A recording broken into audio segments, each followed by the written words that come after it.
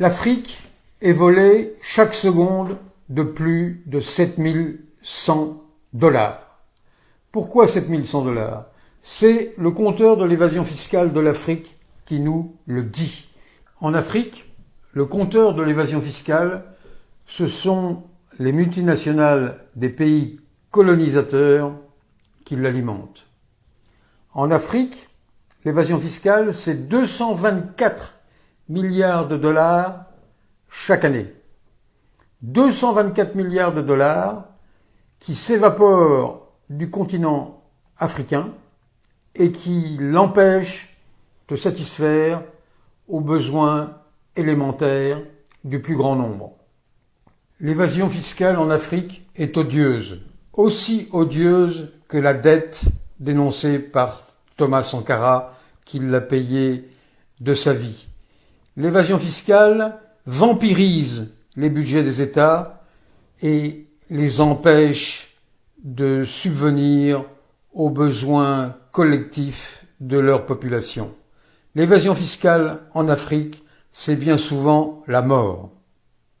L'évasion fiscale en Afrique, c'est le énième asservissement. Le énième asservissement après l'esclavage, après la colonisation, après l'asservissement par la dette illégitime, la fameuse dette coloniale, après le pillage des ressources naturelles, après la dévastation de l'environnement. Eh bien, l'évasion fiscale intervient à nouveau, creuse cette dette illégitime et avec des intérêts qui, évidemment, pour les pays africains, sont nettement supérieurs à ceux que connaissent les pays riches, eux-mêmes pillés par ces transnationales.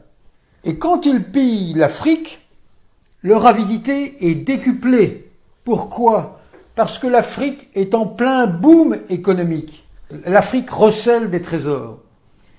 C'est le Fonds monétaire international qui, il y a peu, a considéré que l'Éthiopie était le pays le plus dynamique au monde, avec un taux de croissance d'environ 10%.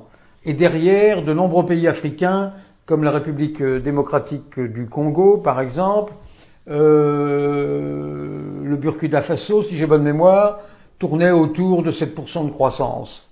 Et il n'y a aucune raison pour ces tenants de la religion de l'argent de freiner leur avidité. Au contraire, elle est décuplée, parce que les prévisions du FMI, par exemple pour les années 2019 et 2020, sont tout à fait optimistes et sont du même ordre de grandeur, des taux de croissance qui tournent en moyenne autour de 7% pour de nombreux pays africains.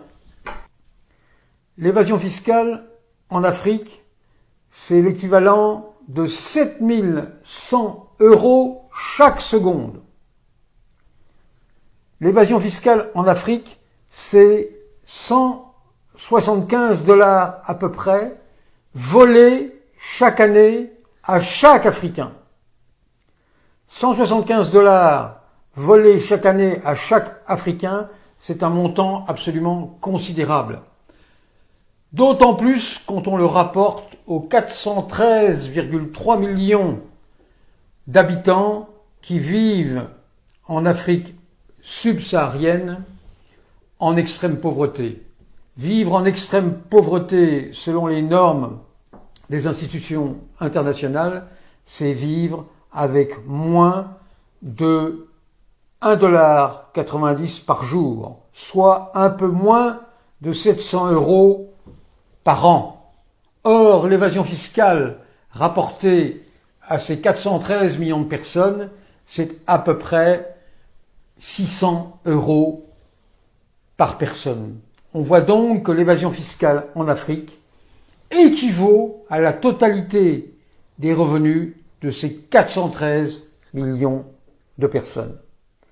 Le travail des organisateurs de l'évasion fiscale et de leurs clients est évidemment grandement facilité par les institutions financières internationales qui délèguent des cohortes de fonctionnaires, ces nouveaux missionnaires qui n'ont de cesse que d'appliquer les fameux 10 commandements de Washington, les 10 commandements de la doxa néolibérale, et qui n'hésitent pas à faire appliquer aux pays en développement ce que l'on appelle dans leur jargon des plans d'ajustement structurel, les fameux PASS, qui sont en fait des machines à aller à l'encontre des intérêts de l'immense majorité de la population.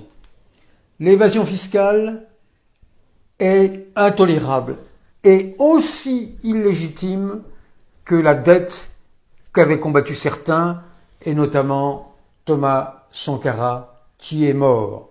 Il faut regarder en permanence ce compteur de l'évasion fiscale qui rappelle que l'Afrique est volée de 7 100 € à chaque seconde.